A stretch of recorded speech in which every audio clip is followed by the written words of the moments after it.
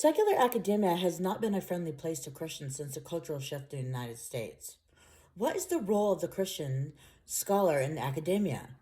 Would they be abandoning their faith if they complied with the unspoken rules of pluralistic academic setting? Why does there seem to be a conflict between science and religion, when in reality there doesn't need to be any conflict? Does the presence of Christianity threaten tolerance? George Marsden addresses many of these issues and defends the Christian faith in the academic setting and says there can be a place for Christian scholarship in the secular world. George Marsden's work, The Outrageous Idea of Christian Scholarship, has been of particular interest to me. Coming from a secular academic setting, I have many stories that go along with Marsden's analysis that includes discrimination. I had to sit through a speech from one of my professors with the PowerPoint slides saying why Buddhism is better than Christianity because Buddha didn't need miracles like Jesus did, and how of course those miracles can't be true. This was a speech communications class. Why religion was incorporated, I don't know. I had many atheist teachers try to convince us atheism was true, and God was a ridiculous concept and Christianity was destructive.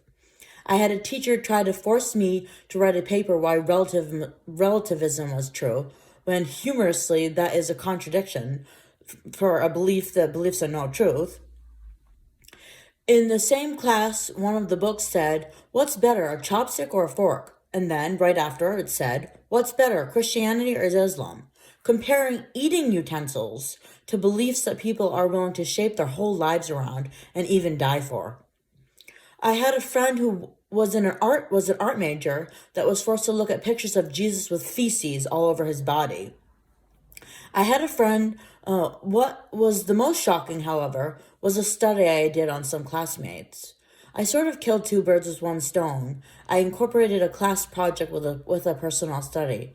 To spare you the details, to make a long story short, in the name of being open-minded to other cultures, all of the classmates, to my utter surprise, said they wouldn't say a single word to their friend who chose to die and be burned alive on a funeral pile next to her dead husband, leaving her children motherless and childless, all in the name of cultural relativism.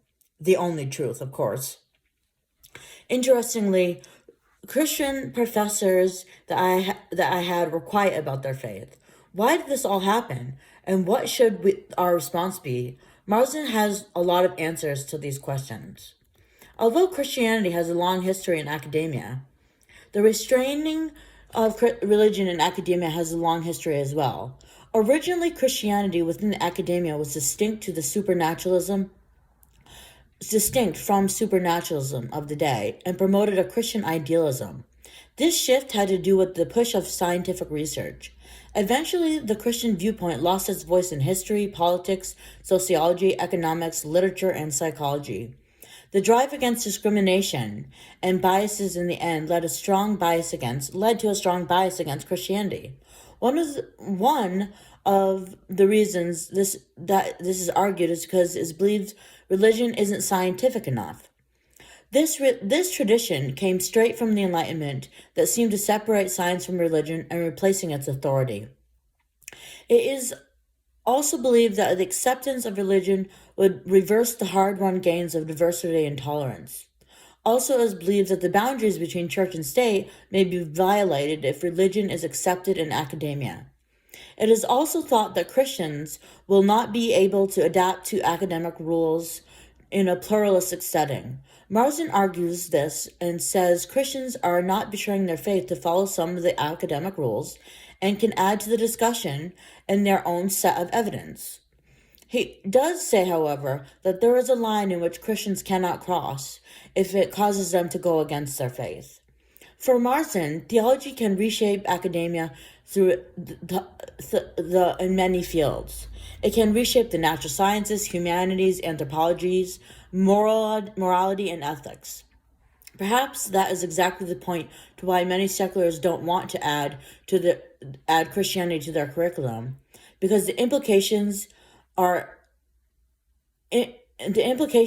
impact every area of academia. Creationism, the incarnation, and the Holy Spirit all add dimensions to different fields of scholarship.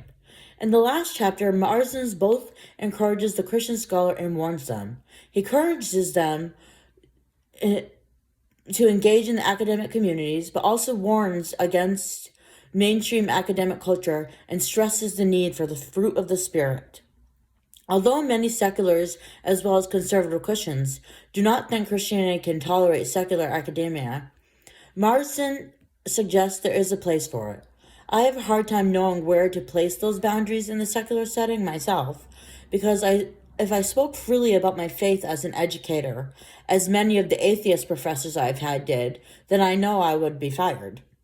However, I agree with Marsden. Christians in the academic setting need to start engaging more with the secular academic community. Thank you. I enjoyed this class with all of you. I wish you the best as you move forward. God bless. Bye-bye.